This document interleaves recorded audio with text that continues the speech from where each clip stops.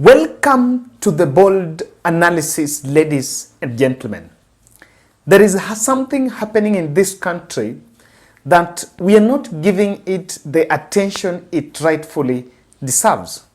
But it is because it is the making of Mr. Politician. And I'm talking about the current sprouting of violence, and I want to say sponsored violence in some different places in this country, some specific counties. What has really provoked my mind is an article I just read, I think it was done by Reuters, when they were trying to do an investigation, or rather a research report on the root cause of 2007. And I really got interested because they were saying that the 2007 was just sprouting of something that built up for nearly a decade. Ladies and gentlemen, we should not risk a situation where we are already creating a hostile environment for the Kenyan people. Number one, they may not even go to vote. And number two, with the current failure of government to meet its pledges, her pledges, the country, the public is very angry with the state. And I want us to go to Nakuru, or rather to start in Nakuru. There is a politician who complained that his car was torched, was burned by people who he believes were politically mobilized. But then I paid attention to Kisii today. There is some group of goons that are now terrorizing people in Kisii town.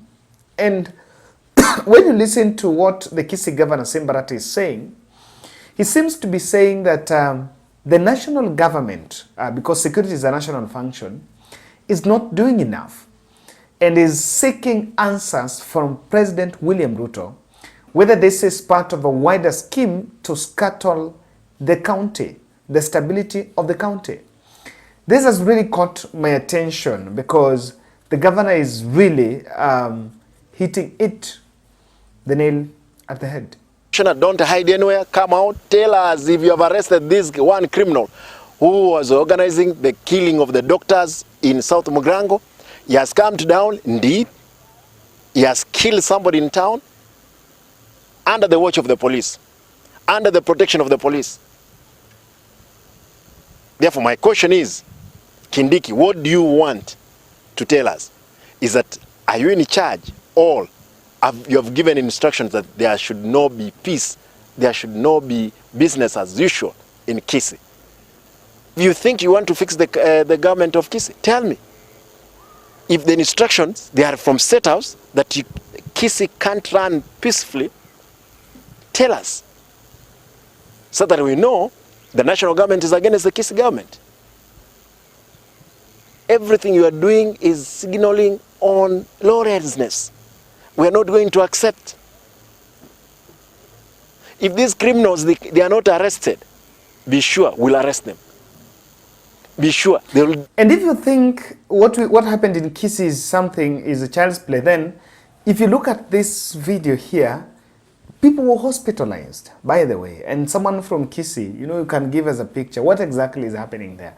We saw people in hospital. People were hospitalized because they really suffered attacks from the population. And I am becoming a bit concerned. I'm saying we are not giving it attention because if you follow the very last mass action that Azimio la Umoja called, one of the strategies that was used was unleashing these illicit gangs in the population, and they really wreaked havoc.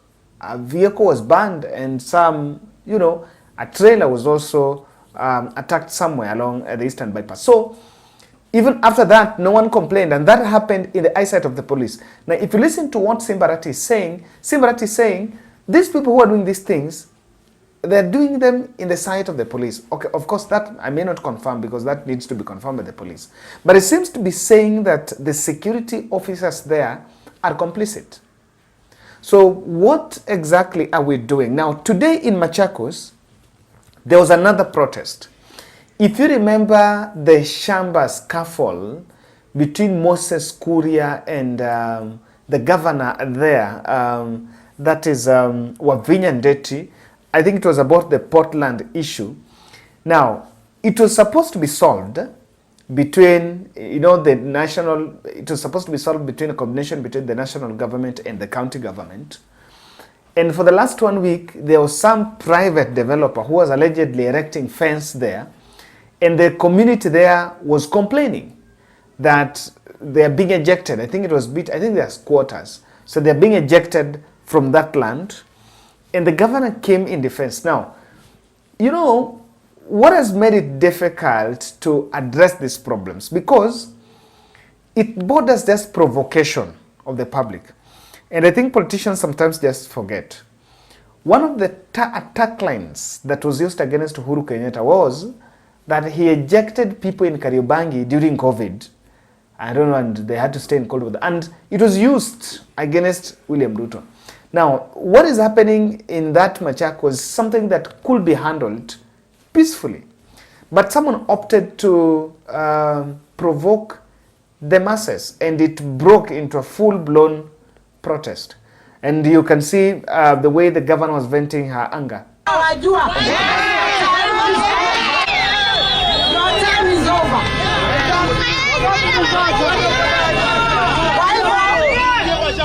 Watu wa Machakos, sisi hakuna mtu tumeumiza, kuna mtu tumeumiza, kuna mtu tumepigana na yeye. Nani wametusumbua? Nani wametusumbua? Tunalawana. Na kwanza wanasema ni nani? OCS.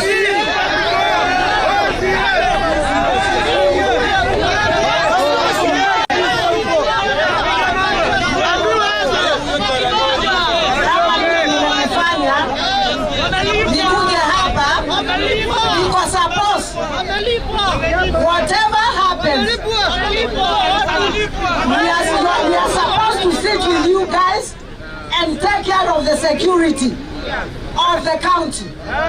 What you have decided to do is to put me aside as the governor of Machakos County.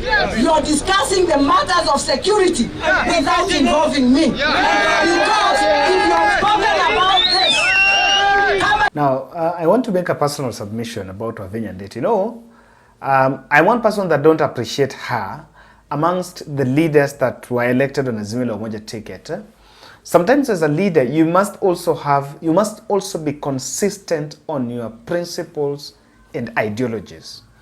Wavinya Ndeti was a governor that when she hosted William Ruto in Machakos, she conformed to the pattern, and to the extent of bragging, or rather praising William Ruto and bragging, trying to attack those she believed were doing mass action unnecessarily. And sasa kina Mramba, by that time, she really came out and bragged the way she cannot do mass action.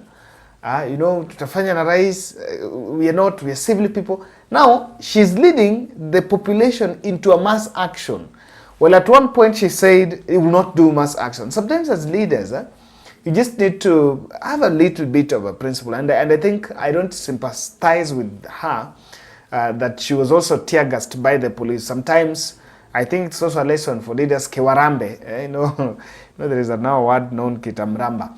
So I just want to look at what the seeds of discord we are planting. This is not the kind of mood that this country needs now. The same people and politicians who believed and profiled the mass action by Azimio la Umoja as direct upfront on the economic stability of the country must also appreciate and acknowledge that the violence that has been orchestrated in different parts of this country also is against the stability of the country. Because when people are insecure, they can't work. For example, look at Kisii. The boda guys were there. And people can't work. So we must get it right. And I think I support what Simba Arati is saying, that we need to get it right. We need to know who is about it. But I want to point to you what is really behind all this. And that is why I believe if you ask me, I will take it to the doorstep of President William Ruto. This country has embarked on a 2027 campaign, premature 2027 campaign by the ruling party. The ruling party is busy with 2027 campaigns. And because of that, we've already sent the country into some sort of political leaning. That's it. Today there was a meeting of the deputy president, Rigathi Gachagua, meeting allegedly some UDA coordinators in Western Hotel, and there have been mobilization going on.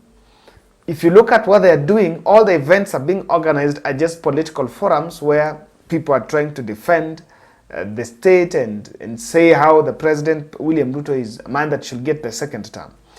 The problem, what that has caused is people have started repositioning. And I want to answer this in the context of Kisii. Simba Arati is saying that if it is some members of parliament around Kisii that wants to scuttle the county, then what does that show you? That simply shows you that people have interest maybe in that position, the governorship position, and they're using that to try to derail the government. And if what is causing this violence, and probably what is around the seeds of discord, is the issue of political persuasion, then it has to be entirely blamed on the ruling party. Now, you know, goons were used in the last mass action to suppress political aggression. I may be wrong on this, but it is highly possible that this is a well-organized syndicate of goons that are now being used to suppress the population. And I don't know what, I think the DCI team, I think the investigators need to camp in Kisii for a while, because even last time Raila was there, I think there was a rally. I think that's the weekend that Raila and Ruto were there. There was also a confrontation between the factions of Azimio and the factions of Kenya Kwanza. You know, and people were even hospitalized. Some people went and attacked border guys where they were standing on some political ground. So the level of political intolerance, and in fact the problem here is we are trying to plant some mood of political intolerance. And that is something that is not very healthy for this country. Now, we are scrambling for the little resources that we have. And this is a big warning to politicians. We should not dare take the land question to the ballot box. We should not. And you know, the juvenile politicians from the mountain have been running with this narrative about the land this, the land question. I want to say and repeat here, the land is a very emotive factor, and we should resist as a plague, any attempt to insert the question of the land in the 2027 ballot box. Look at what is happening in Machakos is about land. What's going to happen? Do you think people are even going to vote? And when it starts, it will start now being, you know, the wave will spread like bushfire, and you'll see. Take an example the way you normally see, there is a time schools normally, dormitories are normally set on fire. Quite a number, and when you see school X, the other weekend, the other week, you see quick succession of that event. So this is a matter that we should not entertain taking. We are scrambling for these resources, but we should not entertain taking this to the ballot. Now, I'm also looking at this polarizing the country as just a diversionary tactic and try to change people's focus, and even also the media coverage. You know, the media has covered the finance bill, and I can tell you, I think mainstream have done a very good job. In terms of covering the finance bill, I not only watch Spice FM, I like listening to Latif. You realize that those fellows talk about finance bill like in a week, like 30 times.